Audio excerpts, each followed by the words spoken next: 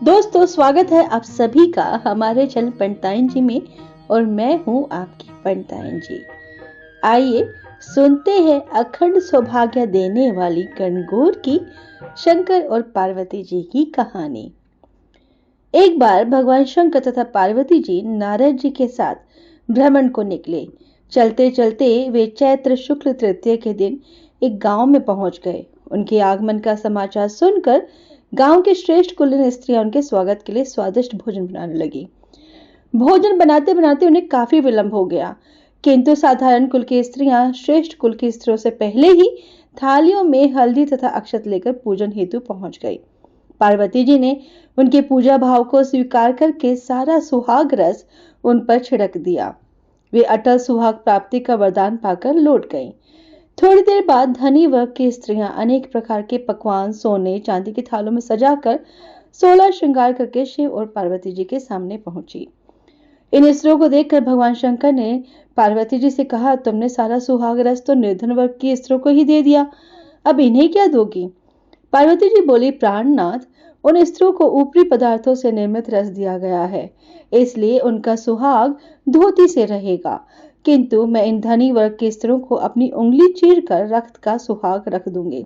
इससे वो मेरे समान सौभाग्यवती हो जाएंगी। जब इन स्त्रियों ने शिव पार्वती पूजन समाप्त कर लिया, तब पार्वती जी ने अपनी उंगली चीरकर अपने रक्त को उनके ऊपर छिड़क दिया।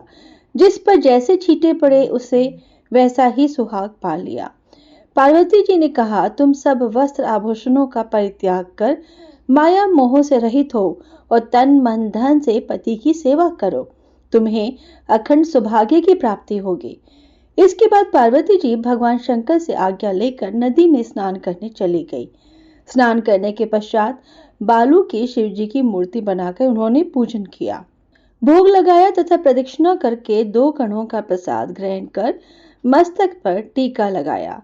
उसी समय उस पार्थिव लिंग से शिवजी प्रकट हुए तथा पार्वती जी को वरदान दिया, आज के दिन जो स्त्री मेरा पूजन और तुम्हारा व्रत करेगी, उसका पति चिरंजीव रहेगा तथा मोक्ष को प्राप्त होगा। भगवान शिव यह वरदान देकर अंतर्ध्यान हो गए। इतना सब करते करते पार्वती जी को काफी समय लग गया। पार्वती जी नदी के तट से चलकर उस स्थान पर आई जहां पर भगवान शंकर और नारद जी को छोड़कर गई थी। शिव जी ने विलंब से आने का कारण पूछा, तो इस पर उत्तर में पार्वती जी ने झूठ ही कह दिया कि वहां मेरे भाई भावज आदि मायके वाले मिल गए थे, उन्हीं से बातें करने में देर हो गई। परंतु महादेव तो महादेव ही थे, वे कुछ और ही लीला रचना चाहते थे। अतः उन्होंने पूछा, पार्वती, तुमने नदी के तट पर पूजन करके किस चीज का भोग लगाया था और स्वयं कौन सा प्रसाद खाया था? पार्वती जी बोली, स्वामी, पार्वती जी ने पुनः झूठ बोल दिया, मेरी भावज ने मुझे दूध भात खिलाया, उसे खाकर मैं सीधी यहाँ चली आ रही हूँ। यह सुनकर शिवजी भी दूध भात खाने की लालच में नदी तट की ओर चल दिए। पार्वती जी दुविधा में पड़ गई। तब उन्होंने मौन भाव से भगवान भोले शंकर का ही ध्यान किया और प्रार्थना की, हे भगवान, यदि मैं आपकी अनन्य दासी हूं तो आप इस समय मेरी लाज रखिए। यह प्रार्थना करती हुई पार्वती जी भगवान शिव के पीछे पीछे चलती रहीं।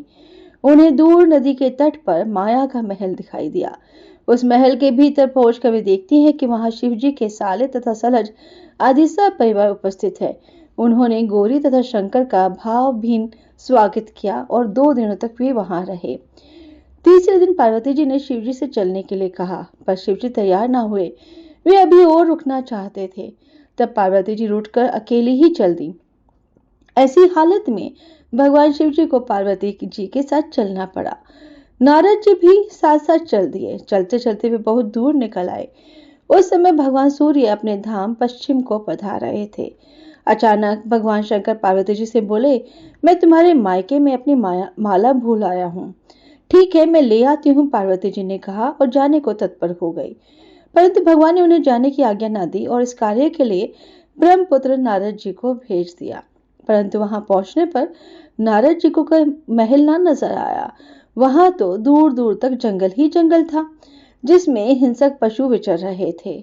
नारद जी वहां भटकने लगे और सोचने लगे कि कहीं वे किसी गलत स्थान पर तो नहीं आ गए। मगर सहसा ही बिजली चमकी और नारद जी को शिवजी की माला एक पेड़ पर टंगी हुई दिखाई दी। नारद जी ने माला उतार ली और शिवजी के पास पहुंचकर वहां का हाल बताया। शिव जी ने हंसकर कहा, नारद, यह सब पार्वती की ही लीला है। इस पर पार्वती जी बोली, मैं किस योग्य हूँ? तब नारद जी ने सिर झुकाकर कहा, माता, आप पतिव्रताओं में सर्वश्रेष्ठ हैं। आप सौभाग्यवती समाज में आदि शक्ति हैं।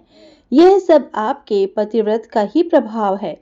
संसार की स्त्रियां आपके नाम स्मरण मात्र से ही अटल सौभाग्य प्राप्त कर सकती हैं और समस्त सिद्धियों को बना तथा मिटा सकती हैं।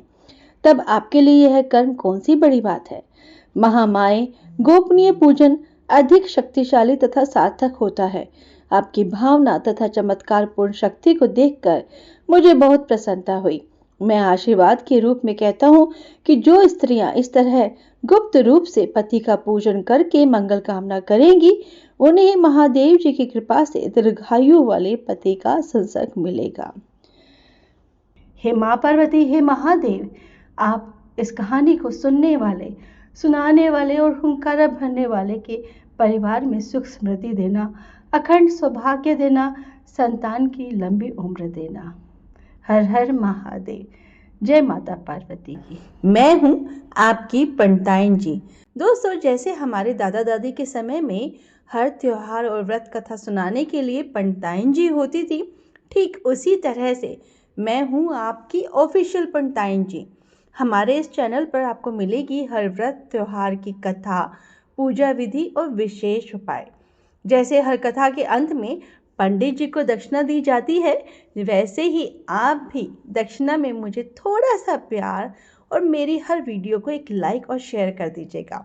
अगर आप इस चैनल पर नए हैं तो इस चैनल को सब्सक्राइब जरूर कीजिएगा।